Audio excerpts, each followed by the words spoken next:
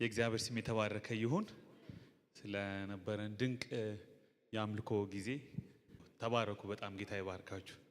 በሚቀጥለው ሳምንት ምዕራፍ 21 እና 22ን ከአጠቃላይ የእግዚአብሔር የመጨረሻ እቅድ ወይም የተሐድሶ ፕሮግራሙ ፍጥረትን እንደገና የማዳን ወይም ደግሞ በመስቀሉ ላይ የሰራውን ስራ የሚያጠቃልልበትን ምዕራፉንና ለቅዱሳኑ ለቤተ ክርስቲያን ያዘጋጀውን ድንቅ ነገር መርቆ ስለሚከፍትበት ቅድም ቢኒ በጸሎቱ እንደተናገረው በደጅ የሆነውን ነገር መጋረጃውን ከፍቶ ወደ አዲስ ምዕራፍ እኛን ስለሚያሸጋግርበት መንገድ በጥሩ ሁኔታ ተማምረን እንዘጋዋለን። የሚቀጥለው ሳምንት 21 እና 22 ዛሬ እንደገና ትንሽ ወደ ኋላ መልሳችሁና አንድ ኢምፖርታንት የሆነ ቸል እየተባለ የመጣ አንድ የመጽሐፍ ቅዱስ ሐሳብ አለ። እሱም የእግዚአብሔር ቁጣ፣ የእግዚአብሔር ቅጣት፣ የእግዚአብሔር ፍርድ፣ የእግዚአብሔር በቀል የሚል እና የእግዚአብሔር ቁጣ፣ የእግዚአብሔር ፍርድ፣ የእግዚአብሔር ቅጣት፣ የእግዚአብሔር በቀል እንዴት ነው በታሪክ ውስጥ የሚፈጸመው? እየተፈጸመ ያለው በማን ላይ ነው የሚለውን ነገር መጽሐፍ ቅዱስ ላይ እዚሁ ራእይ መጽሐፍ አንዱ የዮሐንስ ራእይ መጽሐፍ አንዱ ጭብጥ የእግዚአብሔር ቅጣት ነው፣ የእግዚአብሔር ፍርድ ነው፣ የእግዚአብሔር ቁጣ ነው እና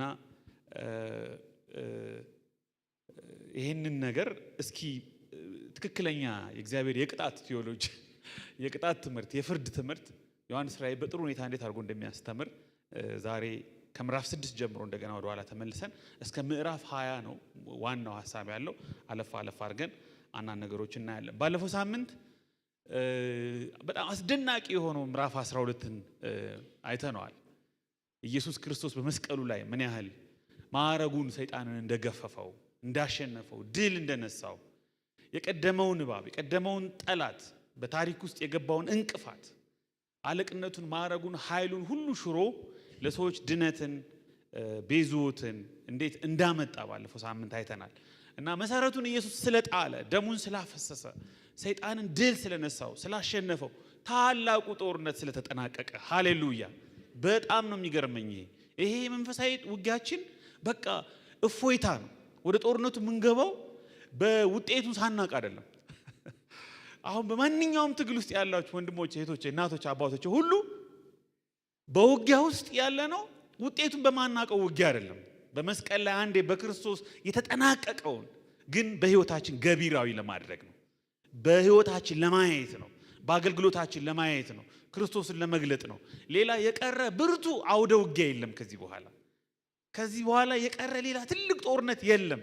መድኃኒታችን ጌታችን ኢየሱስ ክርስቶስ በአስደናቂ ምስጢር ስጋ በመልበስ ሰው በመሆን ስጋ በመሆን በቤዞቱ በተሰጎ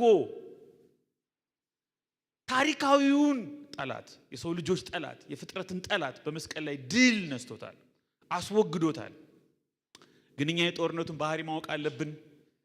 ግን እኛ የጠላታችንን ቁመና ማወቅ አለብን። ግን እኛ ደግሞ እንደዚህ አይነት የመንፈሳዊ ውጊያ ቁም ነገሮችን ልብ ማለት አለብን። አንዳንድ ጊዜ መንፈሳዊ ውጊያዎቻችን የተወላገዱ ይሆናሉ። በአንድ በኩል ሰይጣን የሌለ ኃይል እንሰጠዋለን፣ ቀኑን ሙሉ ከሱ ጋር ስንላፋ እንውላለን። አንዳንዶቹ ደግሞ ጭራሽ የለም አሁን ምንም እንቅስቃሴ አያደርግም ብለው ደግሞ እግራቸውን ዘርግተው የተኙ ደግሞ በተለይ ወደ ምዕራባውያን አካባቢ ደግሞ ከነመኖሩም የለም ብለው በተሳሳተ ጦርነት ተሸንፈው ይኖራሉ። ባላንስድ የሆነ መጽሐፍ ቅዱሳዊ የመንፈሳዊ ውጊያ ጽንሰ ሐሳብን ባለፈው ምዕራፍ 12ን ስናጠና በደንብ አይተነዋል። ያልነበራችሁ ወይም ነገሩን ደጋግማችሁ መረዳት የፈለጋችሁ ደግሞ ቪዲዮ አይቻለሁ። ቪዲዮ ላይ ገብታችሁ የተቀረጸውን ማየት ትችላላችሁ። በጸሎቱ በሁሉም በአምልኮም ተስማምቼ በቀጥታ ወደ ዛሬው ትምህርት ነው የሚሄደው። ዛሬ እንደነገርኳችሁ ዮሐንስ ራእይ አንዱ ዋናው ትምህርቱ ስለ ፍርድ፣ ስለ ቅጣት፣ ስለ ቁጣ፣ ስለ በቀል ያስተምራል። እግዚአብሔር በአመፀኛው ባለፈው ከምዕራፍ 6 እስከ 20 ስታነቡ አንድ አረፍተ ነገር ነግሬያችኋለሁ። እግዚአብሔር የቅዱንና የቤተ ክርስቲያንን ጠላት ይቀጣል፣ ይፈርድባቸዋል፣ ለቅዱሳኑም ይበቀልላቸዋል ብያችኋለሁ። ለቅዱሳን ቪንዲኬት ያደርጋል። በክፉ በአመፀኛው ቤተ ክርስቲያንና በቅዱ ላይ በእግዚአብሔር ላይ በክርስቶስ ላይ የዋሹትን የተነሱትን የተቃወሙትን ደግሞ ይፈርድባቸዋል። ፍርዱን ኤክስኪዩት ያደርጋል። እግዚአብሔር ፍርዱ እንዴት ነው የሚፈጽመው? የእግዚአብሔር ቁጣ፣ የእግዚአብሔር በቀል፣ የእግዚአብሔር ቅጣት፣ የእግዚአብሔር ቁንጥጫ በምን መልኩ ነው በዓለም ላይ ኤክስኪዩት የሚያደርግ የሚሰራው በምን አይነት መንገድ ነው እንዴት ነው የምንረዳው የሚለው ጥሩ ስዕል ነው ዮሐንስ ራእይ የሚሰጠን። በጣም የታወቁ ጥቂት ቁጥሮችን ራእይ ምዕራፍ 6 ላይ ላንብብላችሁ። ራእይ ምዕራፍ 6 የመጀመሪያዎቹን አራቱን ፈረሰኞች ሐሳብ ነው ማነብላችሁ። ከነሱ ተነስተን እስከ ምዕራፍ 20 ያሉትን አለፍ አድርገን ዛሬ ከምናነሳው ነገር ጋር የተያዙ ጥቅሶች እናነባለን። በጉም ከሰባቱ ማህተም አንዱን በፈታ ጊዜ አየሁ፣ ከአራቱም እንስሶች አንዱ ነጎድጓድ በሚመስል ድምፅ መጥተህ እይ ሲል ሰማሁ። አየሁም፣ እነሆም አምባ ላይ ፈረስ ወጣ፣ በእርሱም ላይ የተቀመጠው ቀስት ነበረው፣ አክሊልም ተሰጠው፣ ድልም እየነሳ ወጣ፣ ድል ለመንሳት ይላል። ይሄ የመጀመሪያው ፈረስ ነው። የመጀመሪያው ፈረስ ልብ በሉ፣ አምባ ላይ ፈረስ ነው፣ ቀስት አለው፣ አክሊል ተሰጥቶታል፣ ድል እየነሳ ወጥቷል። ሁለተኛው ማህተም በፈታ ጊዜ መጥተህ እይ ሲል ሰማው። ሌላ ዳማ ፈረስ ወይም ቀይ ፈረስ ልንለው እንችላለን። አምባ ላይ ፈረስ የሚለውን ነጭ ፈረስ ብላችሁ ትችላላችሁ። ዳማ ፈረስ ወጣ፣ በእርሱም ላይ ለተቀመጠው ሰላምን ከምድር ይወስድ ዘንድ ሰዎችንም እርስ በርሳቸው እንዲተራረዱ ስልጣን ተሰጠው። በኢየሱስ ስም የሚያስፈልግ ታላቅም ሰይፍ ተሰጠው። ይሄ ደግሞ ቀይ ነው፣ ያስታውቃል። መቅላቱ ራሱ ደም የሚፈልግ ነው። በእርሱም ላይ ለተቀመጠው ሰላምን ከምድር እንዲወስድ እርስ በርስ እንዲተራረዱ ደም እንዲፈስ ስልጣን ተሰጠው። ታላቅም ሰይፍ ተሰጠው። ሶስተኛውም ማህተም በፈታ ጊዜ ሶስተኛውን ሰው መጥተህ እይ ሲል ሰማው። እሱም አየሁም፣ እነሆም ጉራቻ ፈረስ፣ ጥቁር ብላችሁ ትችላላችሁ። በእርሱም ላይ የተቀመጠው በእጁ ሚዛን ያዘ። በአራቱም እንስሶች መካከል ድምፅ፣ 1 እርቦ ስንዴ በዲናር 3 እርቦ ገብስም በዲናር ዘይትና ወይንም አትጉዳ ሲል ሰማሁ። አራተኛውም ማህተም በፈታ ጊዜ የአራተኛውን ሰው ድምፅ መጥተህ እይ ሲል ሰማሁ። አየሁም፣ እነሆም ሐመር ፈረስ ወጣ፣ በእርሱም ላይ የተቀመጠው ስሙ ሞት ነበረ። ሊትራሊ ሄደው ሞት ነው የሚባለው። ሲኦልም ተከተለው፣ በሰይፍና በራብም በሞትም በምድርም አራዊት ይገደሉ ዘንድ ከምድር በአራተኛው እጅ ላይ ስልጣን ተሰጣቸው። አትሊስት የመጀመሪያዎቹ 7 ማህተሞች ሲፈቱ መጀመሪያ የምናገኛቸው የሰባቱ ፈረሰኞች ባህሪ በዓለም ላይ እግዚአብሔር እንዴት በአመፀኛው ዓለም በክፉ ዓለም ላይ የሚልካቸውን መልእክተኞች የቁጣ፣ የፍርድ፣ የቅጣት፣ የበቀል መልእክተኞችን እግዚአብሔር እንዴት እንደሚጠቀምና እንዴት በዓለም ላይ እግዚአብሔር ፍርዱ እንደሚያሳልፍ በጥሩ ስዕላዊ ቋንቋ የሚገልጹ ነገሮች ናቸው። ግን የዛሬ 2 ወይም 3 ሳምንት አካባቢ እንደነገርኳችሁ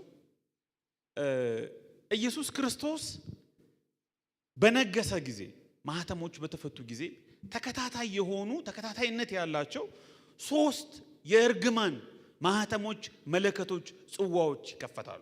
ማህተሞች ይከፈታሉ፣ መለከቶች ይነፋሉ፣ ጽዋዎች በአጠቃላይ 7 እስከ ምዕራፍ 16 ቁጥር 21 ድረስ ከምዕራፍ 6 እስከ ምዕራፍ 16 ድረስ ስታነቡት 7 መለከቶች ይነፋሉ፣ ይወጣሉ። 7 ማህተሞች ይከፈታሉ፣ ይወጣሉ። 7 መለከቶች ይነፋሉ፣ 7 ጽዋዎች ይፈሳሉ።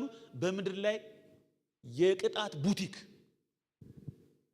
ገጸ ብዙ መልከ ብዙ ልትረዱት የማትችሉት ልንገነዘበው የማንችለው ብዙ አይነት ያለው ፍርድ፣ ቁጣ እግዚአብሔር ሲያዘንብ እናያለን። ግን እነዚህ ተከታታይ የሆኑ እርግማኖች በባህሪያቸው ክሮኖሎጂካሊ አንዱ ካንዱ ቀጥሎ የመጀመሪያው ከዛ ቀጥሎ ይመጣ ሳይሆን ኮሌክቲቭሊ የምናያቸው ነገሮች ናቸው። አንድ ላይ የሚሰሩ በጋራ የሚሰሩ ነገሮች ናቸው። ዓላማቸው ግን አንድ ነው። እንደ መሲሐዊ ወዮ ናቸው። የመሲሁ ድምፅ፣ የፍርዱ ድምፅ፣ መሲሁን ያለመቀበል፣ ኢየሱስን የመስቀል፣ የእግዚአብሔርን ዕቅድ የመግፋት፣ ቤተክርስቲያን የማሳደድ ውጤቶች ናቸው። በዓለም ላይ የሚሰሩ እግዚአብሔር በተለያየ መንገድ የሚሰራባቸው መንገዶች ናቸው። በእግዚአብሔር ላይ ያመፀው ዓለም ቅጣት በስፋት የተዘገበባቸው፣ ፍርዱ የተዘገበባቸው። የመከራዎቹ ዓላማ ክፉዎችን ለመቅጣትና ለማስጠንቀቅ ነው። አንዳንድ ጊዜ ቁጣ ዓላማ የሌለው ይመስለናል። ከክፋት የመነጨ ብቻ ከጨካኝ አምላክ በትር ከያዘ አምላክ የመጣ ብቻ ፍቅር ከጎደለው ለሰዎች ከማይራራ አምላክ የመነጨ አድርገው በተለይ የማያምኑ ሰዎች እንደዚህ አይነት አምላክ እንዳለን ያስባሉ። አብዛኞቹ ቁጣዎች፣ አብዛኞቹ ፍርዶች ክፉዎችን የማይመለሱትን ደንዳናዎችን፣ አመፀኞችን ለመቅጣት ቢሆንም ማስጠንቀቂያ ደወሎችም ናቸው። ሰዎች ወደ ንስሐ እንዲመጡ፣ ሰዎች ወደ ይቅርታ እንዲመጡ፣ ሰዎች ወደ እግዚአብሔር እንዲመጡ የእግዚአብሔር ዓላማ አስፈጻሚ መሳሪያዎች ናቸው።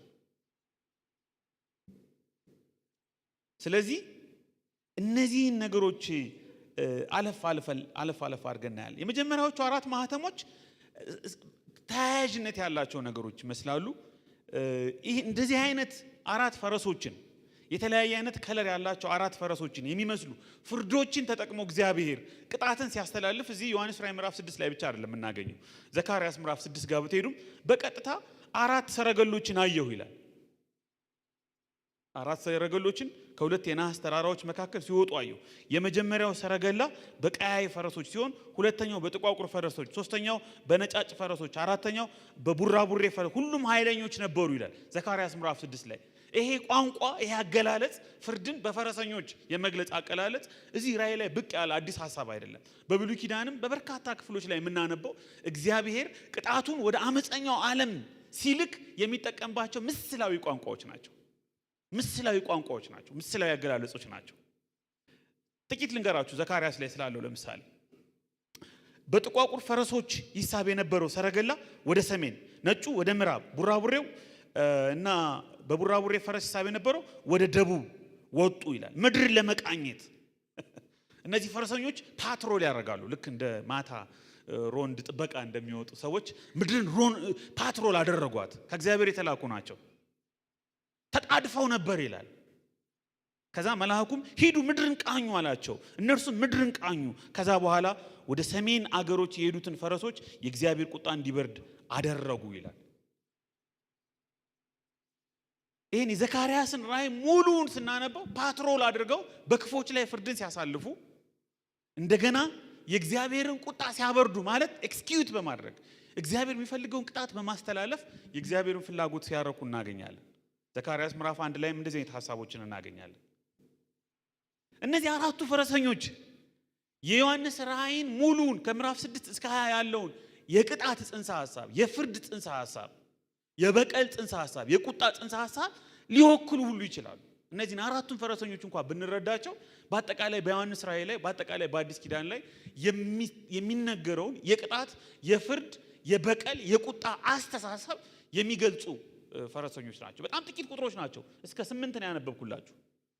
ራእይ ምዕራፍ 6 ከቁጥር 1 እስከ 8 እነሱም ብቻ በደንብ ብናጠናቸው አንዳንዶች እነዚህን ፈረሰኞች በጣም ነው አቢዩዝ የሚያደርጓቸው፣ ማለት የተለያየ ትርጉም ይሰጧቸዋል። እኔ አንዴ የሰማሁት እነዚህ ፈረሰኞች በእስራኤል ዙሪያ ያሉ ከተሞች ናቸው ሲል ሰማሁት። አንዱ በእስራኤል ዙሪያ ያሉ ከተሞች ናቸው እና ባንዲራቸውን ይሄ እዚህ ጋር ያለውን ከለር ተጠቅሞ ይሄ እዚህ ጋር ያሉ ከለሮች ቀዩ፣ ሐምራዊው፣ ነጩ የባንዲራ ከለር አደረገውና እቺ ሱዳን ናት፣ እቺ ኢራቅ ናት፣ እቺ ኩዌት ናት፣ እቺ ፍልስጤም ናት ምናምን ብሎ በቃ በእስራኤል ላይ የሚወጡ የእስራኤል ጠላቶች ናቸው ብሎ የራሱን ትርጉም ሲሰጥ፣ ብዙ ሰዎች እንደዚህ ስዕላዊ ቋንቋዎችን እየተጠቀሙ this is that ይሄ እንደዚህ ለማለት ነው፣ ይሄ እንደዛ ለማለት ነው። አሁን የኬንያንን ባንዲራ ብታዩት ከነዚህ ከለሮች ጋር አንድ ነው፣ ግን ኬንያን ዘሉታል ሰውየው እና እንደዚህ አይነቱ አተረጓጎም ለስህተት ነው የሚዳርገን። የምንረዳው በመጽሐፉ በአጠቃላይ 22ቱን ምዕራፍ በምናጠናበት አስተሳሰብ ውስጥ ገብተን ነው እንጂ ሮጠን መጽሐፉ ውስጥ ገብተን የሆነ ቀለም ስናገኝ ብለን እኛን ራሱ እግዚአብሔር ነው ያተረፈን። ቀይ አለ ባንዲራችን ላይ አይደለ? ብዙ እንደሱ ማድረግ የለብን። በተለይ ዮሐንስ ራእይ እንደዚህ አይነት በደል ደርሶበታል መጽሐፍ። ሰዎች እያወጡ ይሄ ያ ነው፣ ይሄ እንደዚህ ነው፣ ይሄ እንተና ነው፣ ይሄ እንተና ነው፣ ይሄ እንተና ነው፣ ይሄ እንተና ነው የተባለ መጽሐፉ እንዳናነበው እንዳናጠናው የአምልኮ መጽሐፍ ያልሆነ ይመስል የእግዚአብሔርን ፍቅር የእግዚአብሔርን ማዳን ቤዞቱን የማናገኝበት የአምልኮ መጽሐፍ የመዝሙር መጽሐፍ መሆኑ እንዳንረሳ ዝም ብሎ የኮድ ሚስጥራዊ የሆነ የኮድ መጽሐፍ ኮድ ቡክ አድርገ ነው ሰው እንዲፈራው።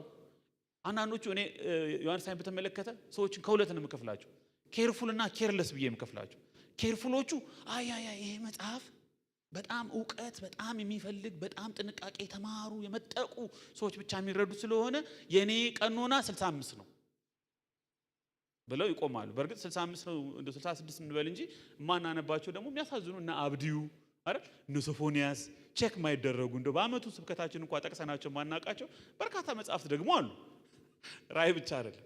ስለዚህ በጣም ከጥንቃቄ የተነሳ ሰዎች አያነቡትም። አሳዘን ከጥንቃቄ የተነሳ መጽሐፍ ቅዱስ አለማንበብ። ሁለተኛው ደግሞ ኬርለሶች ናቸው። ዮሐንስ ራእይ ይላሉ። እነዚህ ደግሞ የሚያወራው ስለ ወደፊቱ ነው። እሱን ደግሞ ሲሄድ አውቀዋለሁ። ምን አሰቃየኝ አሁን ገብቼ እዚህ ምናምን ይላሉ።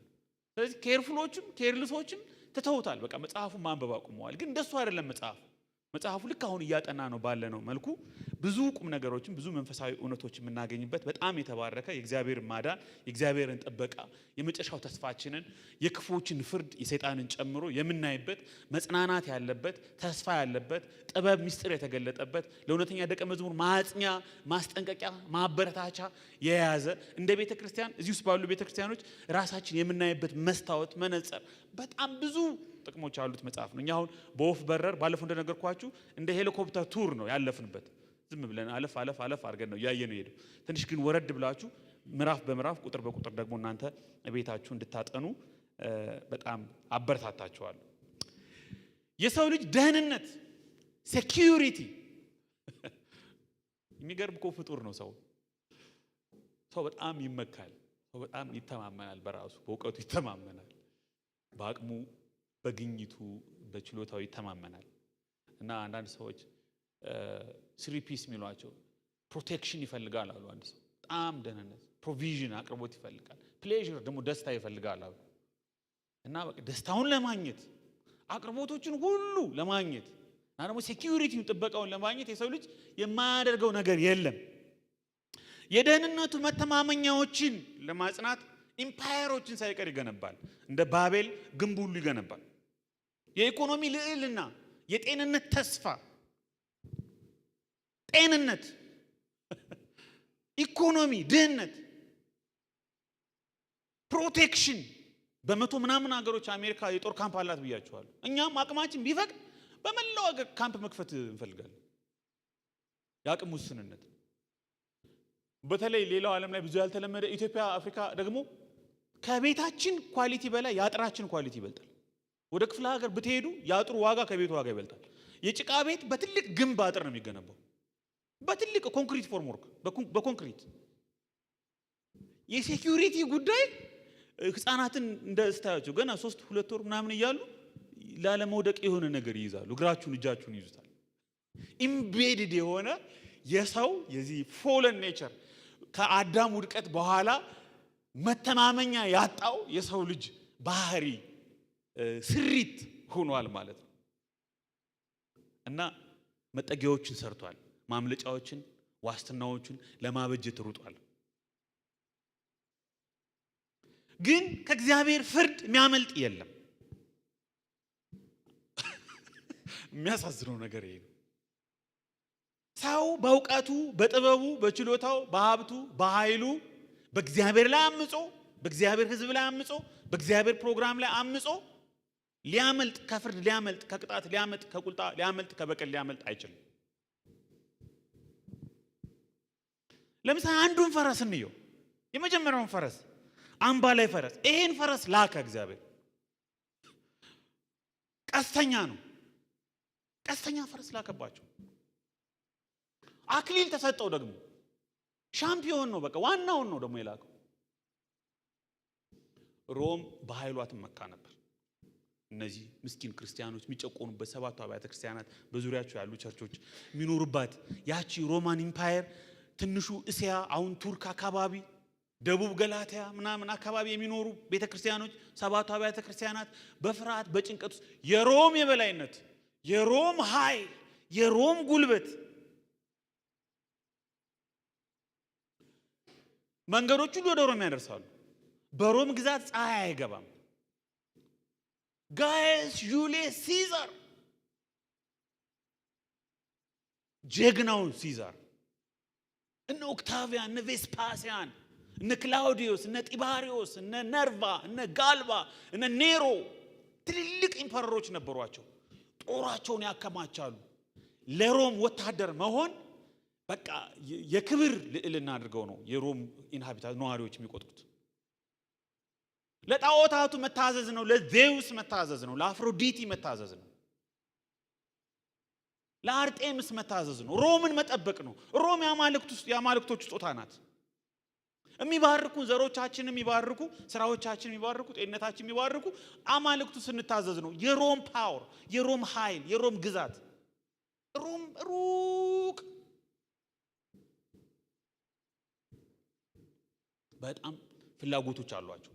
ኃይላቸውን፣ ብርታታቸውን፣ ጉልበታቸው ምስኪን በፍልስጤም አካባቢ የሚገኙ አይሁዳውያን ኢየሱስ ሲመጣ የነበሩ አይሁዳውያን ፍልስጤምን፣ ይሁዳን፣ ሰማሪያ አካባቢ የሚኖሩ የተለያዩ አገረ ገዦችን ያመጡ ያስቀመጡባቸው ሲጨቁኗቸው ምን ሲሏቸው ኢየሱስንም እንደምታውቁት ሐዋርያቱንም እንደምታውቁት ሲያንገላቱ ምን ሲሉ የነበሩ ኃያላን ናቸው።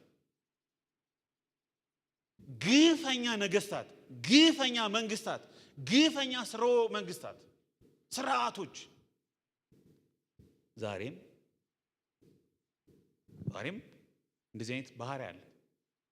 ዛሬም ጉልበትን፣ ኃይልን ማሳየት፣ ዕውቀትን መግለጥ፣ መጨቆን፣ መርገጥ፣ የበላይ መሆን፣ ዶሚኒየን መሆን ይሄ የዓለም ሲስተም ነው። ነጭ ፈረስ ወጣ። ክርስቶስን ነው የሚመስለው። እንደው ድል የሚነሳ ቀስት ያለው ሚሊተሪ ኮንከስትን የሚያሳይ ኃይል ያለው እግዚአብሔር በታበዩት ላይ በጉልበታቸው፣ በኃይላቸው፣ በሚሊተሪያቸው፣ በጦራቸው፣ በቀስታቸው በታበዩት ላይ ሌላ ቀስተኛ፣ ሌላ ኃይል ላከባቸው። እስኪ እናያለን። የሚያጠቃበት ቀስት የተሰጠው አክሊል የተሰጠው ድል የሚነሳ ድል ለመንሳት የሚወጣ የእግዚአብሔር መሳሪያ። ለምሳሌ ሮም እንደዚህ በምትቀናጣበት ሰዓት በዙሪያዋ ፓርቲያንስ የሚባሉ ጦረኞች ነበሩ። ሮምን የሚዋጉ፣ ሮምን የሚያስጨንቁ፣ እንቅልፍ የሚነሱ ሌሎች ተዋጊ ወራሪዎች ነበሩ። እንደውም እነሱ በጣም የሚታወቁት ልክ እዚህ ጋር እንደተጻፈው በቀስታቸው ነበር የሚታወቁት። ሮም በነፃነት ልትኖር እንዳትችል የሚያስነክሳትን ነገር በዙሪያው አስቀምጦባት ነበር። ከዕለታት አንድ ቀን እነዚህ ፓርቲያኖች መጥተው ያጠፉን ይሆናል ብለው ይፈሩ ነበር። የሆነ ጊዜ ገስግሰው ግማሽ ሀገር ድረስ ይገዟቸዋል። የሆነ ጊዜ ደግሞ ሮሞች ትንሽ በርታ ይላሉ።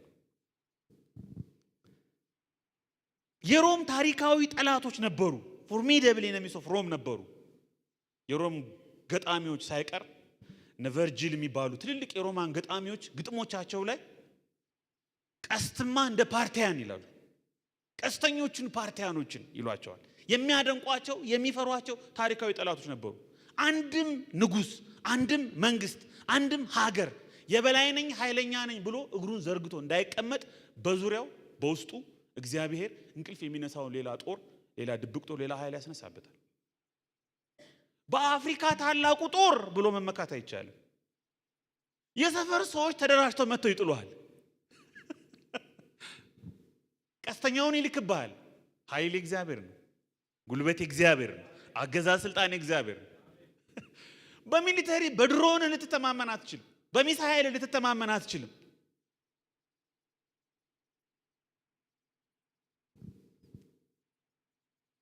በተደጋጋሚ ወደ ሮም ይመጡባቸው ነበር። በተደጋጋሚ መስፋፋታቸውን ይገቱት ነበር ሮማውያን እንዳይስፋፉ። እና እንደውም ሄሮድስ ትውልዱ ኢዱሚያኑ ይሉታል። አይሁዳውያን ደግሞ በጣም ንጽህናን ስለሚፈልጉ ይሄ ሰው ንጹህ አይሁዳዊ አይደለም፣ የኛ ገዢ ሊሆን አይገባም፣ ኢሌጂቲሜት ነው፣ ህጋዊ አይደለም፣ ቅሬታ ቅይማት ስላለባቸው ሄሮድስ ስልጣኑ የተመሰረተው በአይሁዳውያን ድጋፍ ሳይሆን በሮም ባለስልጣናት ስለሆነ ሹልክ እያለ ከይሁዳ ሰማሪያ በግብጽ በኩል በነ ክሊዮፓትራ አድርጎ ወደ ሮም ሂዶ ከነ ኦክታቪያን ጋር ከነ ማርክ አንቶኒ ጋር ይመካከራል። በቃ እኔ መቅደሱን አድስላቸዋለሁ፣ የነሱ ደካማ ጎን አምላክ ነው፣ መቅደሱን ካደስኩላቸው በነፃነት በምኩራቦቻቸው እንዲያመልኩ ከፈቀድኩ ኢየሱስን ከሰቀልኩላቸው እንደዚህ ነው። እንደዚህ የሚጠሏቸውን ካስወገድኩላቸው እኔ በሰላም እኖራለሁ። በዚህ ሁኔታ ውስጥ የድንገት ፓርቲያኖች መጥተው ይሁዳ ሰማርያን በሙሉ ይወሩትና ሄሮድስን ያባርሩታል። ሮም ይደበቃል። የሮም ጦር እንደገና ደግሞ በማርክ አንቶኒ ተጓጉዞ መጥቶ እንደገና ያንን ይሁዳን ሰማርያን ያነጹትና ሄሮድስ መጥቶ በቦታው ላይ ይተከላል። ግን አንድም ቀን የሰላም የእርግጠኝነት የኃይል ወንበር አልነበረውም። ኢየሱስ እንኳን ሲወለድ እንዲህ የሚባል እኮ ትንቢት ነበረ ሲባል ሕፃናት ሁሉ ግደሉልኝ። ይሲ አንድም መንግስት በአመጽ የቆመ በክፋት የቆመ በተንኮል የቆመ በኢፍትሐዊነት የቆመ አንድም ሀገር በዚህም ዘመን በየትኛውም ዘመን አንድም መንግስት በእግዚአብሔር ቀስተኛ ኢላማ ውስጥ ነው ያለው። ለዛ ነው በቀለኛ አይደለም፣ ኃይለኛ አይደለም፣ ፍርደኛ አይደለም። እግዚአብሔር ቀስተኞችን ይልካል። እግዚአብሔር ባላክሊሎችን ይልካል። እግዚአብሔር ድልነሾችን ይልካል። በምን አይነት ምት፣ በምን አይነት አወዳደቅ፣ በምን አይነት ቅጣት እንደሚቀጣቸው አናውቅም። ግን እግዚአብሔር ፍርዱን ያሳልፋል። ጆሴፍ ስታሊን ብዙዎቻችሁ እንደምታውቁት ስታሊን ስቲል ብረቱ ስታሊን ክርስቲያኖች በመጨረሻ በሚወድቅበት ያ ኮሚኒዝም በሚፈረካከስበት ሰሞን በእርግጠኝነት እግዚአብሔር ጣልቃ ገብቶ ታሪክን እንደሚቀይር ይናገሩ ነበር። የሪቻርድ ውምብራንድን መጽሐፍ ለክርስቶስ ሰቃዩን ካነበባችሁት እንደውም አንዳንዶቹ ይሄ በቃ የስታሊን 70ኛው ዓመት የኮሚኒስት 70ኛው ዓመት ነው እግዚአብሔር ከምርኮ እስራኤልን በ70 ዓመት እንዳወጣ ይሄ ዓመት የመጨረሻው ይሆናል ብለው ይናገሩ ነበር። ኃይል የእግዚአብሔር እንደሆነ፣ ፍርድ የእግዚአብሔር እንደሆነ፣ ቅጣት የእግዚአብሔር፣ በቀል የእግዚአብሔር እንደሆነ የሚተማመኑ ሰዎች በአንደበታቸው ቃል አይደለም፣ በፖለቲካ ተሳትፏቸው አይደለም የሚተማመኑት፣ በትጥቅ ትግል አይደለም የሚተማመኑት። በእግዚአብሔር ጊዜ፣ በእግዚአብሔር ፕሮግራም፣ በእግዚአብሔር ኃይል ማንም ሊያስቆሙ አይችልም። ማንም ሊያስቆሙ የማይችልን ፍርድ ያመጣል። ሁልጊዜ ይህን ነገር ሳስብ ትዝ የሚለኝ የቪየትናም ዋር ነው። የቪየትናም ዋር ብዙዎቻችሁ ታስታውሱት ከሆነ በ1955 አካባቢ ከሁለተኛው የዓለም ጦርነት ማግስት አሜሪካ በሁለተኛው የዓለም ጦርነት አካባቢ ብዙ ኢንቮልቭ ባለማድረግ ኃይሏን፣ ሚሊተሪዋን፣ መሳሪያዋን በጣም ያሳደገች አውሮፓ እርስ በርሱ ሲባላ አሜሪካ ደግሞ ትጥቋን ያከማቸችበት ጉልበቷን ያፈረጠመችበት ሰዓት ነበር። በዛ ሁኔታ በሰሜን ቪየትናም የኮሚኒስት ብዙዎቻችሁ ታውቁት በሆችሚን የሚመራውን የኮሚኒስት ኃይል ለማሸነፍ ለመግታት በርካታ ጦሮችን ከአሜሪካ ትልክ ነበር ወደ ቪየትናም። ቪየትናሞች ማለት 1 ሜትር ናቸው። በጣም አጭር ናቸው። ትንሽ ቆም ያደርጉ መሳሪያ መተኮስ እንኳን የሚችሉ የማይመስሉ አይናቸው በጣም ትንሽ የሆነ ጫካ ለጫካ ውስጥ የሚኖሩ አመጋገባቸው አኗኗራቸው የሚያሳዝን ትንንሽ ፍጥረታት ናቸው። ኃያሏን ታላቋን አሜሪካ የሚያዋርዱ ሊሆኑ ቀርቶ በአንድ ቀን ጦርነት፣ በ2 ቀን ጦርነቱ የሚጠናቀቅ ይመስል ነበር። ጦርነቱ ስንት ዓመት ፈጀ? 20 ዓመት። አሜሪካና ቪየትናም ያውም ኖርዝ ቪየትናም። ከዛስ ጦርነቱ በምንድን ነው የተጠናቀቀው? በአሜሪካ ሽንፈት። በአሜሪካ ሚዲያ እንኳን ለመናገር እስኪያፍሩ ድረስ የሎ ጆርናሊዝም የሚባለው የተፈጠረው ያኔ ነው። የሎ ጆርናሊዝም ማለት አረ ቪየትናም የሚወራው ነገር ትክክል አይደለም፣ አረ ይሄ ነገር እያሉ አንዳንድ ጆርናሊስቶች አደባባዮች ላይ የወጡ መናገር ጀመሩ።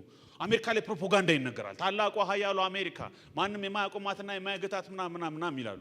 እዛ ግን እነ ጆንሰን የሚልኳቸው በሙሉ ሚሊተሪዎች እንደሄዱ ምሽክ ይሉ ነበር፣ እንደሄዱ ያልቁ ነበር። በተራ ብዙ ጦር ይልኩ ነበር። በ1973 አሜሪካ በቃኝ ብላ ዊዝዶ አደረገች። አሜሪካ በቃኝ አለች። በኃይላችን ልንመካ አንችልም፣ በጉልበታችን ልንመካ አንችልም፣ በጥበባችን ልንመካ አንችልም፣ በታጠቀኑ ትጥቅ ልንመካ አይችልም። ዓለሙን አጽናፍ ዓለሙን ታሪኩን ሁሉ የሚገዛና የሚቆጣጠረው ሉዓላዊው አምላክ፣ ፍትሃዊው አምላክ እኛ የምናመልከው ይሄን አምላክ ነው። ራዕይ ምዕራፍ 4 ላይ አይተነዋል። በዙፋኑ ላይ ተቀምጦ ሃሌሉያ። ይሄ የደካሞች ስብከት አይደለም፣ የፈሪዎች ስብከት አይደለም። ኢየሱስ እንኳን ያሸነፈው ኃይልን በመግለጥ አይደለም፣ የታረደ በግ ሆኖ ነው። የክርስቲያን መንገድ፣ የአማኝ መንገድ፣ የእግዚአብሔር ሕዝብ መንገድ በቀል አይደለም። የበቀል ምላሽ መስጠት አይደለም። ጉልበትን ማሳየት አይደለም። ኃይልን ማሳየት አይደለም። ችሎታን፣ ዕውቀትን መግለጥ አይደለም። የኢየሱስ መንገድ ነው። ፍቅርን መግለጥ ነው። ሀምብል መሆን ነው። ለሱ መተው ነው። በቀል የኔ ነው ላለው ለእግዚአብሔር መስጠት ነው። እሱ በፕሮግራሙ፣ እሱ በሂሳቡ፣ እሱ በቀኑ ፍርዱን ያሳልፋል። ነጩን ፈረስ ይልካል። ኦፕንሃይመር የሚባል በጣም የተገረምኩበት ፊልም አንድ አይቻለሁ። አውሮፕላን ውስጥ ሆኜ ነው ያየሁት። መንገዱ ሲረዝምብኝ ፊልም ብዙዎቻችሁ እንደምታውቁት ፊልም ጥሩ ፊልሞች ይጋብዛሉና እንደው በሌላው ጊዜ ትዕግስት ኖሮኝ ያን ያህል ሰዓት ላላየው ይችል ነበር። ግን በጣም የሚገርም ኦስካር ሁሉ ብዙ የኦስካር ኖሚኒ የሆነ ፊልም ነው እና ክሪስቶፈር ኖላን የሚሰራበት የኦፕንሃይመር ከአልበርት አንስታይን ጋር ሆነው ይሄንን የአቶሚክ ቦምብ ኒኩሌር ኢነርጂ እንዴት እንደሚሰሩ ይሄን ጦር መሳሪያ እንዴት እንደሚያመርቱ እየሞከሩ በነብራስካ በአካባቢ እንዴት እየሞከሩ እንደነበረና ያንን መሳሪያ እንዴት መጠቀም እንደፈለጉ ያሳያል። ግን ያን የፈጠሩት አቶሚክ ቦምብ አቶሚክ ኒኩሌር ጦር መሳሪያ በመጨረሻ ኦፕንሃይመር የዚህ አቶሚክ ቦምብ ፈጣሪ ሊባል የሚችል ሰው መጨረሻ ላይ የገጠመውን ጸጸት ይናገራል። ፊልሙ ያሳያል። ለካ ዲስትራክቲቭ ፓወር ነው። በሂውመን ኢኖቬሽን አንዳንድ ጊዜ ሂውመን ኢኖቬሽን የሰው ልጆች ፈጠራ ሰልፍ ዲስትራክቲቭ ነው። ራሱን መልሶ የሚያጠፋል። ከእግዚአብሔር ውጭ ስለሆነ የእግዚአብሔር መንገድ ስላልሆነ እነዚህ በጣም አጥፊ የሆኑ በግሎባል ፓወሩ ላይ የምናያቸው ኒኩሌር ዌፐንስ አገራቱ የሚሰሯቸው የሚፈጥሯቸው ያለንን ሶፊስቲኬትድ የጦር መሳሪያ ያክል አይደለም ሰላማችን። እንደውም ሰላሙ ተበጠበጠ። እንደውም አልተገኘም። እንደውም እኔ አንዳንድ ጊዜ እንደዚህ ይላሉ። እኔ አንዳንድ እግዚአብሔር ሰዎች ሲሞቱ በዓለም ላይ የጨለማው መጠን ጨመረላሉ። እንደውም ዓለም ትንሽ የብርሃን ጭላንጭል የምታየው እንቅቡ ላይ የተቀመጡ ቅዱሳን የእግዚአብሔር ሰዎች ስላሉ ነው። እንደውም ቤተክርስቲያን የሚጸልዩ ስላሉ ነው። እንደውም የሚያስተራርቁ ብፁዓን የእግዚአብሔር ሰዎች በዚህ ምድር ላይ ስላሉ ነው። በጦር መሳሪያ አይደለም ሰላማችን የተጠበቀው። እንደውም እነዚህ ውስብስብ የሚሊተሪ ኢኩዊፕመንትስ ሰላማችንን አይደለም ዋስትና የሰጡት። እንደውም የበለጠ ስጋትና ፍርሃት ይደቀኑብን። እንደውም አንድ ቀን እንተላለቅ ይሆን? አንድ ቀን እንጠፋ ይሆን? የጂኦፖለቲካል ቴንሽኑን ነው የሚያመጡት። እንደውም በቃ የጂኦፖለቲካል ኢንቫይሮንመንቱን ነው የሚረብሹት። ቀጠናው እንዲረበሽ፣ ምስራቅ አፍሪካ እንዲረበሽ፣ ሚድል ኢስት እንዲረበሽ፣ ደቡብ ምናምን ኤዥያ እንዲረበሽ። ሬሱ ሩጫው ሰላም አይደለም፣ ፖለቲካል ሂጅሞኒ ነው፣ የፖለቲካ ኃያልነት ነው። የእግዚአብሔር በልጁ በክርስቶስ ኢየሱስ ወደ ሞት ወደ መስቀሉ ሩጫ ሰላምን፣ ሕይወትን፣ ጽድቅን፣ አለመጥፋትን መትከል ነው። መንገዱ የእግዚአብሔር መንገድ ይሄ ነው። የእግዚአብሔር መንገድ እውነተኛ ነው። የእግዚአብሔር መንገድ ሰላም ነው። የሰላም ሃይማኖት ክርስትና ነው። እውነተኛ የሆነ የሰላም፣ የጽድቅ፣ የፍትህ፣ የጥበቃ፣ የሴኪዩሪቲ ሃይማኖት በእውነት ለመናገር ክርስትና ነው። እውነተኛው ክርስትና የበራልን ወንጌል መጽሐፉ ላይ የተመዘገበው ክርስትና።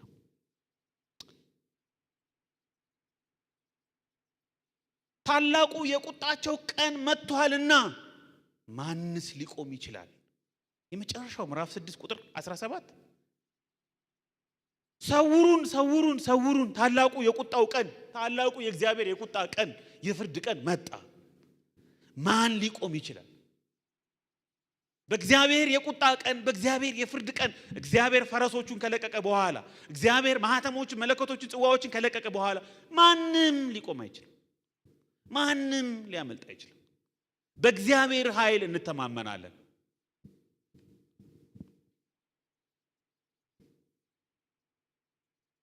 የእግዚአብሔር ቁጣ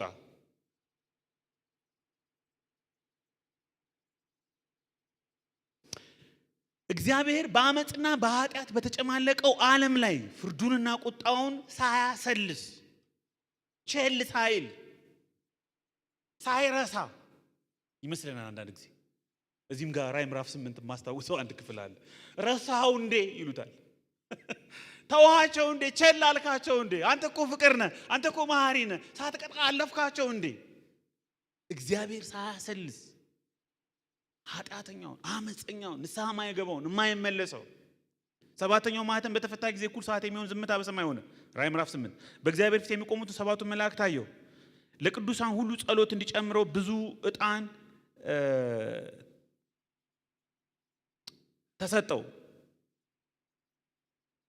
ከዛ ለቅዱሳኑ ሁሉ ጸሎት እንዲጨምረው ይላል። እዚሁ ምዕራፍ 6 ላይ ደግሞ ቁጥር 9 ላይ አምስተኛው ማህተም በተፈታ ጊዜ ስለ እግዚአብሔር ቃልና ስለ ጠበቁት ምስክር የታረዱትን የሰዎች ነፍሶች ከመሠዊያው በታች አየሁ። የታረዱትን መስዋዕት የሆኑትን የሰዎች ነፍሶች አየሁ ይልና እነዚህ ሰዎች እንደዚህ ይሉታል፣ ቅዱስና እውነተኛ ጌታ ሆይ እስከ መቼ ድረስ አትፈርድም? ደማችንንስ አትበቀልም?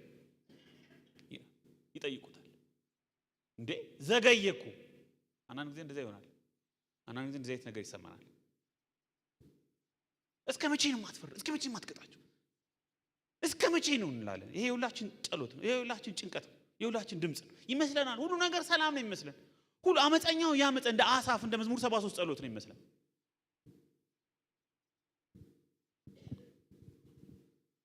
ኑሯቸው ያለ ጥር ያለ ጭንቅ ያለ ማጣጣር ነበረ ይላል። ግን አንድ ቀን እስኪገባኝ ድረስ ነው በድጥ ስፍራ አስቀመጥካቸው ይላል። እና ወደ መጨረሻ እንዴት ግለጥ መጨረሻ ላይ ሲገባው እንዴት ለጥፋት ሆኑ ይላል። እንዴት ለጥፋት ሆኑ ይላል ሐሳቡ። የእግዚአብሔር ቁጣ ሲገለጥ፣ የእግዚአብሔር በቀል ሲገለጥ፣ በክፋታቸው እውነትን አፍነው በሚይዙ በአመፃቸውና በክፋታቸው ሁሉ ላይ የእግዚአብሔር ቁጣ ከሰማይ ይገለጣል ይላል ሮሜ ምዕራፍ 1 ቁጥር 18። በክፋታቸው እውነትን አፍነው በሚይዙ በአመፃቸውና በክፋታቸው ሁሉ ላይ የእግዚአብሔር ቁጣ ከሰማይ ይገለጣል። ናሆም ምዕራፍ 1 እግዚአብሔር ቀናተኛና ተበቃይ አምላክ ነው። እግዚአብሔር የሚበቀል በመዓትም የተሞላ ነው። እግዚአብሔር ባላጋራዎቹን ይበቀላል፣ በጠላቶቹም ላይ ቁጣውን ያመጣል። እግዚአብሔር ለቁጣ የዘገየ በኃይሉም ታላቅ ነው። እግዚአብሔር በደለኛውን ሳይቀጣ አያልፍም። መንገዱ በአውሎ ንፋስ ማዕበል ውስጥ ነው፣ ደመናም የእግሩ ትቢያ ነው። እግዚአብሔር አያልፍም። አመፀኛውን፣ ንስሐ የማይገባውን፣ የማይመለሰውን፣ የማይጸጸተውን አይምረው።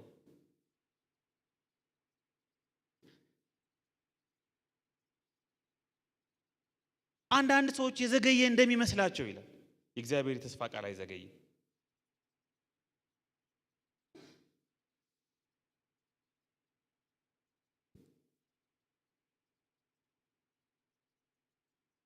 ስለዚህ የእግዚአብሔርን ፍርድ ስናስብ በዚህ በአምባ ላይ ፈረስ በተገለጸው ፍርድ ስናስብ እግዚአብሔር ድንጋጤን በመላክ በነገስታት ላይ፣ በመሪዎች ላይ፣ በአመፀኞች ላይ፣ በክፉ ሰዎች ላይ፣ በክፉ ተቋማት ላይ እግዚአብሔር ድንጋጤን በመላክ ኃይለኛን በመላክ ቀስተኛን በመላክ ድልነሽን በመላክ ፉገራቸውን ሰላም የሚሉትን ፉገራ ኃያል የሚሉትን ፉገራ ችግር ውስጥ ይከተዋል። ጥያቄ ሁለተኛውን ማህተም ላንብብላችሁ።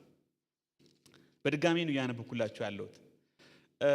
ሁለተኛው ማህተም በፈታ ጊዜ መተህ ይሰማው ሌላ ዳማ ፈረስ ወጣ፣ በእርሱም ላይ ለተቀመጠው ሰላምን ከምድር ይወስድ ዘንድ ሰዎችም እርስ በርሳቸው እንዲተራረዱ ስልጣን ተሰጠው፣ ታላቅ ሰይፍም ተሰጠው። ይሄ ደግሞ ሌላ መሳሪያ ነው።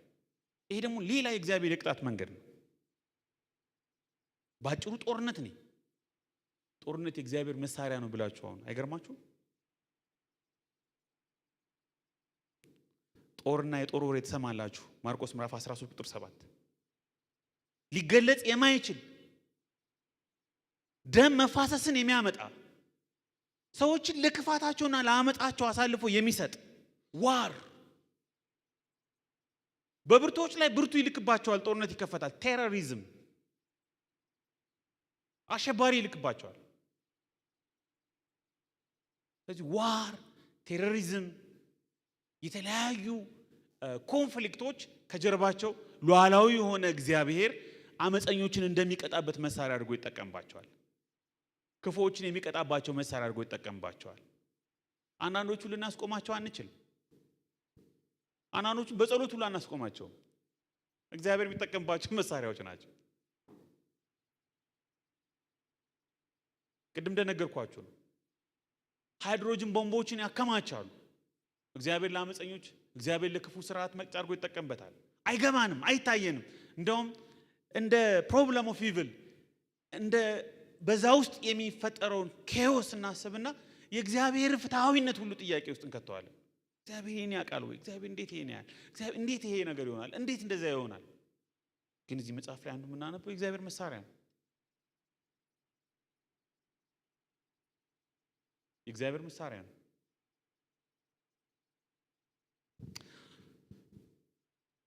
ለምሳሌ አሁን ግሎባል ፖለቲክሱ እንደው አሁን ላይ ያለውን ፖለቲካ ስናይ ኢራን፣ ሰሜን ኮሪያ፣ ሩሲያ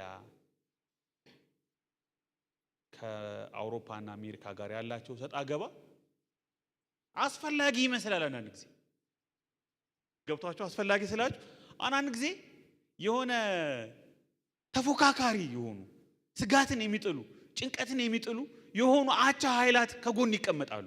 አንድ ሰው ብቻውን እንዳይሰለጥን ብቻውን ኃይለኛ እንዳይሆን የሚፈለግ ይመስላል። የሚያስተነፍስ ትቢትን፣ ጉራን፣ ኃይልን የሚያስተነፍስ ትንሽ ጥያቄ የሚፈጥር አቻ የሚያመጣ ይመስላል እግዚአብሔር። አሁን ዝም ብሎ ግርድፍ የሆነ አናሊሲስ ነው። ግን አንዳንድ ጊዜ ጦርነቶች፣ ግጭቶች፣ ፖለቲካል የሆኑ ዳይሜንሽንስ፣ ፖለቲካል ሪያሊቲስ በምን አግባብኛ ልናያቸው እንደምንችል አናቅም። ከኛ መረዳት ውጭ ናቸው። ግን መጽሐፍ ቅዱስ ምን ይላል? እነዚህን ነገሮች እግዚአብሔር ይጠቀምባቸዋል። እነዚህን ነገሮች እግዚአብሔር ይጠቀምባቸዋል። ሉዓላዊው አምላክ በእቅዱ ላይ፣ በቤተ ክርስቲያን ላይ፣ በእሱ ላይ የተነሱትን አመፀኞችን፣ ክፉዎችን፣ ግለሰቦችን፣ ተቋማትን፣ አገራትን ለማስተንፈስ፣ ለማስደንገጥ እነዚህን ነገሮች ይጠቀምባቸዋል። አናቅም፣ ሁሉ አይገባንም፣ አንረዳውም። በሞደርን አንደርስታንዲንግ ኦፍ ጀስቲስ፣ ሂውመን ራይት፣ ዲሞክራቲክ ራይት መጽሐፍ ቅዱስ ልንረዳው አንችልም። ካይንድ ኦፍ ሬቨሌሽን ነው። ካይንድ ኦፍ የሆነ መጽሐፍ ቅዱስ የሆነ አንደርስታንዲንግ ነው። ከፍትህ አንጻር፣ ከሂውማን ራይት አንጻር፣ ከዲሞክራቲክ ራይት አንጻር፣ ከምናምን አንጻር፣ ከእንትን መብት አንጻር ብላችሁ የምትገመግሙት ነገር አይደለም። ሉዓላዊው አምላክ በዓለም ላይ ያለውን ይህንን ኬዎስ፣ ይህንን ዋር፣ ቴሮሪዝም እንደ መሳሪያ አድርጎ አመፀኞችን፣ ክፉዎችን በመንግስቱ ላይ ቤተክርስቲያን ላይ ያመጡትን ለመቅጣት ይጠቀምበታል። ይህንን ሁለተኛው ማህተም ላይ የምንረዳው። ሶስተኛው ማህተም በፈታ ጊዜ መጥተህ እይ ሲል ሰማሁ። ጉራቻ ፈረስ ወጣ፣ በእርሱም ላይ የተቀመጠው በእጁ ሚዛን ያዘ። በአራቱም እንስሶች መካከል 1 እርቦ ስንዴ በዲናር፣ 3 እርቦ ገብስ በዲናር፣ ዘይትና ወይን አትጉዳ ይላል። ይሄ ደግሞ ከኑሮ ውድነት ጋር የሚያያዝ ነገር ነው። ከድርቅ ጋር የሚያያዝ ነገር ነው። ከረሃብ ጋር የሚያያዝ ነገር ነው። ይሄ ትንሽ በጣም የሚከብድ ነገር ነው ማለት ለመናገር በጣም የሚቀል ነገር አይደለም፣ ቀላል ነገር አይደለም። እንደ እግዚአብሔር መሳሪያ እግዚአብሔር እነዚህን ነገሮች እንዴት ነው ለቅጣት የሚጠቀምባቸው? አሁን በዓለም ላይ ብዙ ጭንቃል። በየትኛውም ዓለም፣ በአፍሪካ፣ በኢትዮጵያ፣ በግሎባል ሳውዙ ብቻ አይደለም። በዌስተርን ብትሄዱ ኑሮ አሁን አሳሳቢ ሆኗል። በአሜሪካን በጣም አሳሳቢ ሆኗል። ብዙዎቹ ከፔቼክ ወደ ፔቼክ ነው አብዛኛው ኑሮ። ሰዎች ቀኑን ሙሉ 16 ሰዓት 14 ሰዓት ሰርተው የሚለፉበትን ተመልሶ ሲስተሙ ራሱ ኮንሱም ያደርገዋል። የትኛውም ዓለም ላይ ብትሄዱ ተመሳሳይ አይነት ሮሮ እንሰማለን። ያንዱ ከአንዱ ትንሽ ይለያያል፣ በከለር ይለያያል፣ በፍሌቨር ይለያያል። ግን ሁሉም ሰው በተለያየ ጫና ውስጥ ነው ያለው። ዓለሙን ሰሞን ለማድረግ ዓለሙ ሁሉ አቴንሽኑን ወደ እግዚአብሔር እንዲያደርግ የማንቂያ ደወሎች ናቸው ይላል መጽሐፍ ቅዱስ። ፕሮቴክሽኑን፣ ፕሮቪዥኑን፣ ፕሌዥሩን፣ ደስታውን፣ አቅርቦቱን፣ ጥበቃውን በእግዚአብሔር ላይ እንዲያደርግ ወደ ሉዓላዊ አምላክ ፊቱን ዞር እንዲያደርግ በዓለም ላይ የሚከናወኑ ነገሮችን ሁሉ እግዚአብሔር እንደ መሳሪያ ነው ይጠቀምባቸዋል። የሚያኖር እግዚአብሔር ነው እስክንል ድረስ ኑሮ ጥያቄ ይሆንብናል። ኑሮ ከባድ ይሆንብናል። ብዙዎች ዳውን ሳይዝ እያደረጉ እንደውም እኛ ነን አሁን በተስፋፋ ኑሮ የምንኖረው። አንዳንድ ሀገሮች ሲሄድ ጓደኞቼ 3 ሆኖ አንድ ክፍል ውስጥ ማይተዋወቁ ሰዎች ሳሎን የጋራ እንትን ኪችን እና ሳሎን የጋራ እንትን ምናምን እኛ 3 ክፍል ቤት እኛ ባለ 2 ኮንዶሚኒየም በምናምን አንዳንድ ጊዜ እንትኑ ራሱ ይለያያል። ግን ያው አስተሳሰቡ ምናምን እዛ የተለየ ስለሆነ ደስ ይላል። እኛ አሁን እኔ አንድ ጓደኛዬን ኑሮ እየከበደ ነው እና እኔ ያገባሁበት ሱፍ ከሰርጌ ቀን ውጭ አልለበስኩትም እና ለምን ወስደ በዚህ አታጋም ለምን ሱፍ አሁን 20 ሺህ ብር 20 ሺህ ብር እኮ ወይ ሶፋ ወይ ቴሌቪዥን ይገዛላችኋል ምናምን ብዬ ጠየቅኩት። በቃ ብርም ቢኖርህ በቃ ሱፍ አትግዛ፣ አንተም እኮ ብትገዛ በነጋቱ አትለብሰውም፣ አብዛኛው ሱፍ እንደዛ ነው ምናምን ስለው ኦኬ በቃ ጥሩ ነው ምናምን አለና ጨዋታ ሙድ ላይ ስለነበር ግን ደግሞ የተጣላን ጊዜ ተመልከቱ ይልጂ በኔ ሱፍ አግብቶ ጠገበ አይደለም አልኩት። እኛ አሁን አንዳንድ ጊዜ ይሉንታ ሰዎች ሚሉን ይሄ እኮ በቃ እኔ በኔ እንትን ነው ያገባው ወይም ደግሞ እቺ እኮ ከእንተና ጋር ተደርባ ነው የምትኖረው ገሌ እኮ እንደዚህ ነው። ካልቸራሊ ራሱ ችግራችን የምንፈታበት መንገድ ከሀገር ሀገር ስለሚለያይ ለኛ እንደውም በጣም ይከብድብናል፣ በጣም ፈተና ይሆንብናል። አሁን አንዳንድ ጊዜ 2-3 ክፍሎች ቤት ባዶዎች ይኖራሉ፣ ግን የእህት የወንድም የምናምን ያክስ ልጆቻችን አስጠግተን አንድ ላይ ለመኖር ምንቸገር ማንግባበት ሰዎች እንኖራለን። በዛ ምክንያት ወጪው በዛው ይበዛል፣ ኑሮ በጣም ይከብዳል። መረዳዳቱ ምናምን ኑሮ ራሱ በባህሪያችን በሲስተማችን በአኗኗራችን ምክንያት ኑሮ ያመጣው ችግር ራሱ እኛ ላይ የበለጠ ይከብዳል። በሌላው ዓለም ደግሞ ትንሽ ሞደርኒቲ ስላለ ወጪ የሚቆጥቡበትን የተለያዩ ቴክኒኮች ይጠቀማሉ። ውሃ ሲጠቀሙ፣ ቤት ሲጠቀሙ። አንድ ጓደኛ ቤት ገዛው ብሎ ስዊድን በጣም ተደሰትኩና ላይለት ሄዱ። ከዛ በጣም የደነገጥኩት በጣም ትንሽ ካሬ ናት።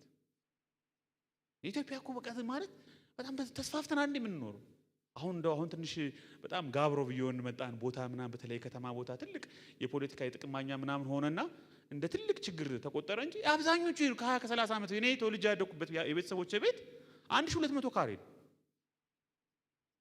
ማለት በጣም በቃ ጋርደን እንትን ሁሉ አንዳንድ ጊዜ የሆነ በበሬ ሁሉ እናሳርሰዋለን የተወሰነውን ቦታ ከመኖሪያ ቤት ውጭ ያለው በእጅ ከምናስቆፍር ብለን እና እንትኑ በጣም እየተወሳሰበ ኑሮ እየከበደ ኑሮ ጥያቄ የሆነ ካልቸሩ ይበልጥ ጎጂ የሆነ በሌላውም ዓለም ዳውን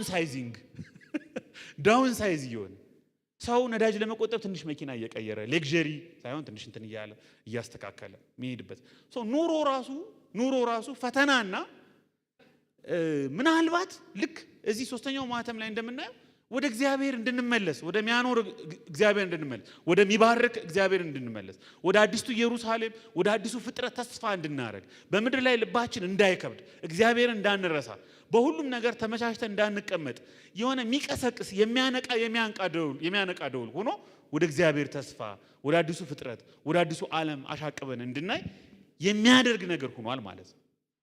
አያችሁ እግዚአብሔር እንድናስብ ያደርገናል ማለት ነው። አራተኛው ማህተም በፈታ ጊዜ መተህ እይ ሲል ሰማው። እነሆም ሐመር ፈረስ ወጣ፣ በእርሱም ላይ የተቀመጠው ስሙ ሞት ነበረ። ሲኦልም ተከተለው፣ በሰይፍና በራብም በሞትም በምድርም አራዊት ይገደሉ ዘንድ ከምድር በአራተኛዋ እጅ ላይ። ይሄ ደግሞ በሽታ ነው። በሽታ፣ ደዌ፣ ሞት፣ ቅጣት፣ ስቃይ ነው። ዓለምን እየናጣት ነው ያለው። ሰዎች አሁን ኤንአርኤስ የእንግሊዝ በአሜሪካ በጣም የሰለጠነ የዳበረ የጤና ፋሲሊቲ የጤና ዕውቀት እና ፋሲሊቲ ያላቸው ይመስለን ነበር። ግን ታስታውሱ ከሆነ በኮሮና ጊዜ ኒውዮርክ ውድማን የሆነችው እነ ጣሊያን ፈተና ውስጥ ነው የገቡት። አውሮፓ ጭንቅ ውስጥ ነው የገቡት።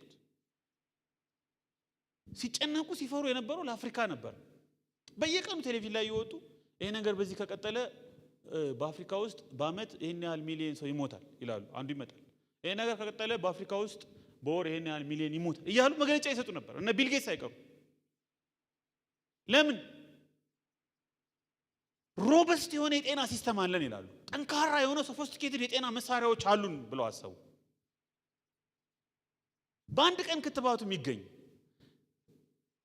ያላቸው መሳሪያውን ቬንቲሌተር ጨምሮ ሁሉም መሳሪያ በመሆኑ በቂና በቃ ለሌላውም ሊተርፉ የሚችሉ ያህል አድርገው ያስቡ ነበር። ኮሮና ግን እንደ ማዕበል መታቸው። ባልጠበቁት አቅጣጫ በጤና ሲስተማቸው ባላቸው ቴክኖሎጂ ባላቸው ዕውቀት ባላቸው ሆስፒታሎች የጤና ክሊኒኮች መተማመን እስከማይችሉ ድረስ ፎቢያው ትራውማው እስካሁን ሊለቃቸው እስከማይችል ድረስ እርስ በርስ ጣት እስኪቀሳሰሩ ድረስ እስከ ዋይት ሃውስ ድረስ እስከ ሚኒስትሮች ድረስ እግዚአብሔር በሽታን ወረርሽኝን እንደ መሳሪያ ይጠቀምበታል። የኃጢአት ውጤት ነው አላልኩም፣ የክፋት ውጤት ነው አላልኩም። ነገር ግን በኃጢአተኛው ዓለም ላይ በአመፀኛው ዓለም ላይ እግዚአብሔር ሰው ሁሉ ፍጥረቱ ሁሉ ዓለሙ ሁሉ አቴንሽኑን ወደሱ እንዲያደርግ የማንቂያ ደውል አድርጎ እንደ መሳሪያ ይጠቀምባቸዋል። ይቺ ምድር ብዙ አይነት ወረርሽኞችን አስተናግዳለች። እንደ ኮሌራ፣ ኤድስ፣ ካንሰር፣ ኮሮና፣ ኤምፖክስ ምናምን በጣም ብዙ። ግን በጣም የሚያሳዝን አንድ ራዕይ ምዕራፍ 9 ቁጥር 21 ላይ አንድ ቃል አለ። እንደዚህ ይላል ራዕይ ምዕራፍ 9 ቁጥር 21 በእነዚህም መቅሰፍቶች ያልተገደሉት ከ20 ጀምሮ የቀሩት ሰዎች አጋንንትና ያዩ ወይም ይሰሙ ወይም የሄዱ ዘንድ ለማይችሉ ከወርቅና ከብር ከናስም ከድንጋይም ከእንጨትም ለተሰሩ ራዕይ ምዕራፍ 9 ቁጥር 20 ላይ ነው። ከብር ከናስ ከድንጋይ ከእንጨት ለተሰሩ ለጣዖቶች እንዳይሰግዱ ስለ እጃቸው ስራ ንስሐ አልገቡም ይላል። ይሄ ሁሉ መቅሰፍት፣ ይሄ ሁሉ ቅጣት፣ ይሄ ሁሉ ፍርድ ዘንቦ ንስሐ አልገቡም ይላል። ስለ መግደላቸውም ቢሆን ወይም ስለ አስማታቸውም ወይም ስለ ዝሙታቸው ወይም ስለ ስርቆታቸው ንስሐ አልገቡም።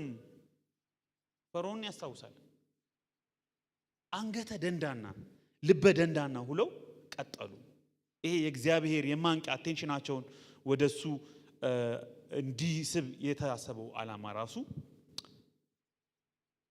አንዳንድ ጊዜ ኢፌክቲቭ አይደለም። በቃ ለፍርድ ለጥፋት ለቅጣት የተመደቡ ሰዎች አሉ ማለት ነው። የማይመለሱ ሰዎች አሉ ማለት ነው።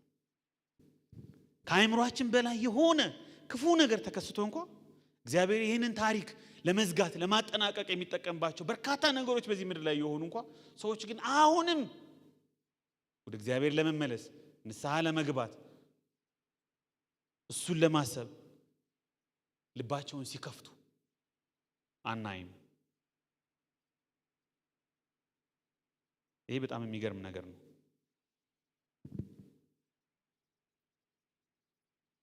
ማን ሊቆም ይችላል? ማንስ ሊቆም ይችላል? ከዚህ ቁጣ ከዚህ ታላቁ የቁጣ ቀን ከእግዚአብሔር ቅጣት ማን ሊተርፍ ይችላል? ራዕይ ምዕራፍ 7 ቁጥር 9 ማንም ሊቆጥራቸው የማይችል ከሕዝብና ከነገድ ከወገን ከቋንቋ ሁሉ እጅግ ብዙ ሰዎች ነበሩ። ነጭ ልብስም ለብሰው የዘንባባ ዝንጣፊ በእጆቻቸው ይዘው በዙፋኑና በበጉ ፊት ቆሙ። በታላቅም ድምፅ ጮሁ።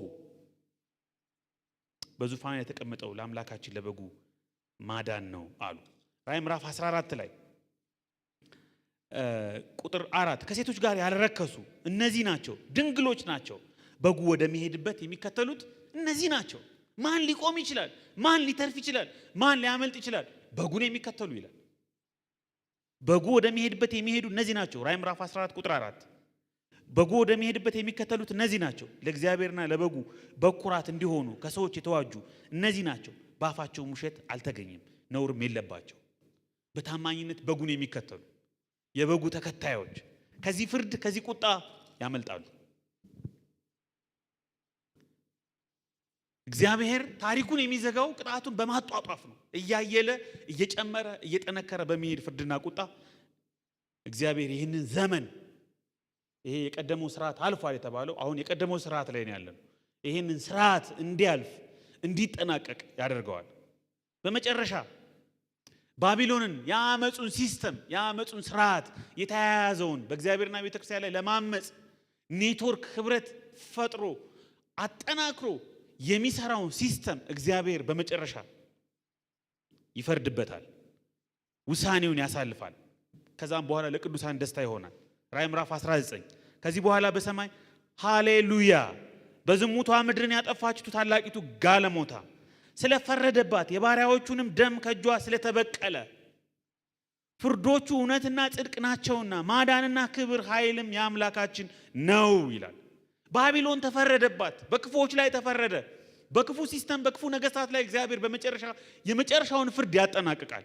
በዳግም ምጽአቱ ፍርዱን ይዘጋዋል፣ ታሪኩን ይዘጋዋል፣ ክፉን ሁሉ ጠራርጎ ያስወግደዋል። ራዕይ ምዕራፍ 19 ቁጥር 11 ሰማይ ተከፍቶ አየሁ፣ እነሆ በአምባ ላይ ፈረስ የተቀመጠበት የታመነና እውነተኛ ይባላል። ከዛስ ቁጥር 14 በሰማይ ያሉት ጭፍራዎች ነጭ፣ ጥቁር፣ ቀጭን የተልባ እግር ልብስ ለብሰው በአምባላዮች ፈረሶች ተቀምጠው ይከተሉ ነበር። አሕዛብንም ይመታበት ዘንድ ስለታም ሰይፍ ካፉ ይወጣል። እርሱም በብረት በትር ይገዛቸዋል። እርሱም ሁሉን የሚገዛ የእግዚአብሔርን የብርቱ ቁጣውን ወይን መጥመቂያ ይረግጣል። በልብሱም በጭኑም የተጻፈበት የነገስታት ንጉሥና የጌቶች ጌታ የሚል ስም አለው ይላል። በዳግም ምጽአቱ እንደገና የቁጣውን ወይን መጥመቂያ ይረግጣል። የቀረውን በሙሉ ያስወግዳል። ክፉውን ስርዓት እንደገና ያጸደዋል። ራዕይ ምዕራፍ 19 ላይ የምናገኘው የጌታን ዳግም ምጽአትና በዳግም ምጽአቱ ለአንዴና ለመጨረሻ ጊዜ ክፉን የሚያስወግድበትን ቁጣውን፣ ፍርዱን፣ በቀሉን የሚገልጥበት ቦታ ነው። ራዕይ ምዕራፍ 19 ላይ ሁለት ራት አለ። አንዱ የበጉ ሰርግ የምንለው የበጉ ሰርግ ስለደረሰ ወደ በጉ ሰርግ ራት የተጠሩ ብፁዓን ናቸው ይላል። ወደ በጉ ሰርግ ራት የተጠሩ ብፁዓን ናቸው።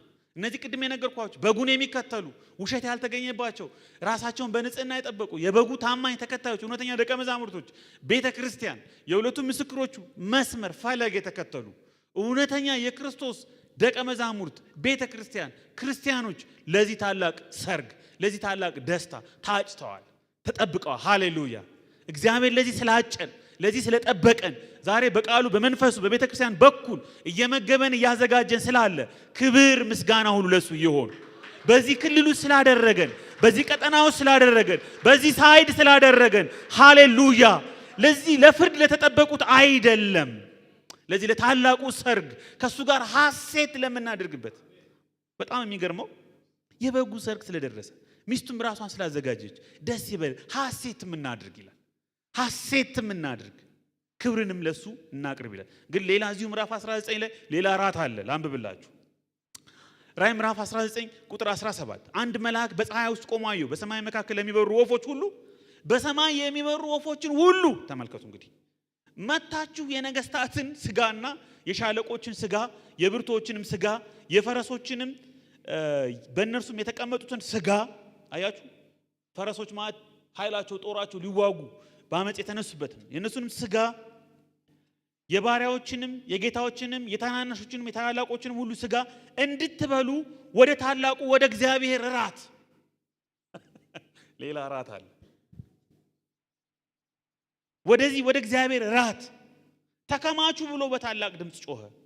በፈረሱም የተቀመጠው ጭፍሮቹንም ይወጉ ዘንድ አውሬውንና የምድር ነገስታት ጭፍሮቻቸውን ተከማችተው አየሁ። አውሬውም ተያዘ። የመጨረሻውን ፍርድ የሚያሳልፈው የክርስቶስ ዳግም ምጽአት ሃሌሉያ ማራናታ የምንልበት የሚያጠናቅቀው መከራውን፣ ቸነፈሩን፣ ስቃዩን፣ ጦርነቱን፣ አመጹን፣ አመፀኞችን ሁሉ ታሪክን ሁሉ የሚያጠናቅቀው የጌታ ዳግም ምጽአት ለእግዚአብሔር እራት የታጩት አመፀኞች ለእግዚአብሔር ፍርድ ለእግዚአብሔር የመጨረሻው የቁጣ ወይን ጠጅ ሊጨመቁ ሊረገጡ የተዘጋጁ አመፀኞች በጌታ ዳግም ምጽአት ፍጻሜያቸው ይሆናል። አውሬውም ተያዘ። በእርሱም ፊት የተአምራትን እያደረገ የአውሬውን ምልክት የተቀበሉትን ለምስሉ የሰገዱትን ያሳተ ሐሰተኛው ነቢይ ከእርሱ ጋር ተያዘ። አጠቃላይ ኔትወርኩ አጠቃላይ አደረጃጁት ሲስተሙ ሁሉ ወደ መጨረሻ የሚመጣበት ምዕራፍ ላይ ደረስን ማለት ነው። እሳት ከሰማይ ከእግዚአብሔር ዘንድ ወርዳ በላቻቸው። ራዕይ ምዕራፍ 20 ቁጥር 10 ያሳታቸውም ዲያብሎስ አውሬውና ሐሰተኛው ነቢይ ወዳሉበት ወደ እሳቱና ወደ ዲኑ ባህር ተጣለ። ለዘላለም እስከ ዘላለም ቀንና ሌሊት ይሰቃያሉ። ታላቅና ነጭ ዙፋን በእርሱ ላይ የተቀመጠውን አየሁ። ምድርና ሰማይም ከፊቱ ሸሹ፣ ስፍራም አልተገኘላቸውም። ከዛም የመጨረሻው ፍርድ ይሆናል። እስከ ምዕራፍ 20 ድረስ ከምዕራፍ 6 እስከ ምዕራፍ 20 ድረስ የምናገኘው የእግዚአብሔርን ፍርድ፣ የእግዚአብሔርን ቁጣ፣ የእግዚአብሔርን በቀል፣ የእግዚአብሔርን ቅጣት እንዴት በዓለም ላይ በተለያየ መንገድ እንደሚሰራ በረከት የጎደለው፣ ሰላም የጎደለው፣ ጤና የጎደለው፣ ሁከት የሞላበት፣ ሰላም የሌለበት ዓለም እንዲሆን ለአመፀኞች የማይመች ሰው በኃጢአት እንዳይመቸው፣ በአመፅ የሚኖር ሰው እንዳይመቸው፣ በክፋት የሚኖር ሰው እንዳይመቸው፣ የሚሰራው እንዳይባረክ፣ በተረገመ ምድር በቅጣት ውስጥ መኖር እግዚአብሔር በወሰነው መቅሰፍት ውስጥ መኖር አይገርም? በሰላም እንዳይኖሩ ጦር ያስነሳባቸዋል፣ ቀስተኛ ይልክባቸዋል፣ ተቀናቃኝ ይልክባቸዋል።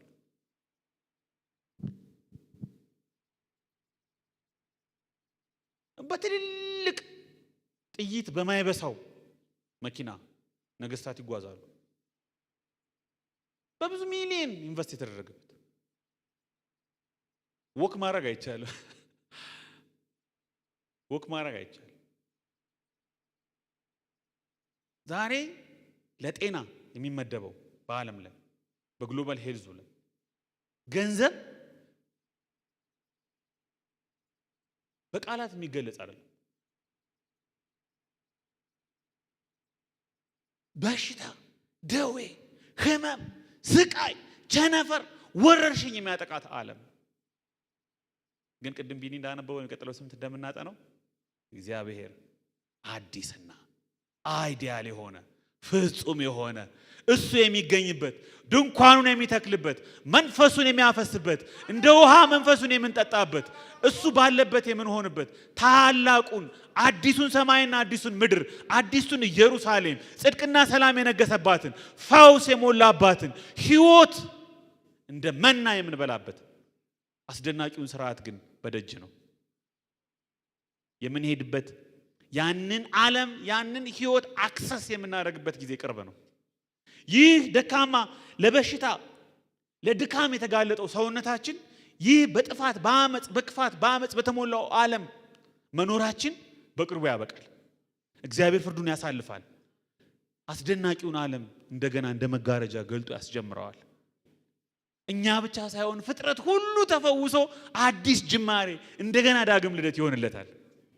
አዲስ ሰማይ አዲስ ምድር ማንም በክርስቶስ ቢሆን አዲስ ፍጥረት ነው እንደተባለው ፍጥረት ሁሉ አዲስ የሚሆንበት ታላቁ ዳግም ልደት ታላቁ እንደገና መፈጠር ታላቁ እንደገና መታደስ በደጅ ነው። ሃሌሉያ። እንጸልይ።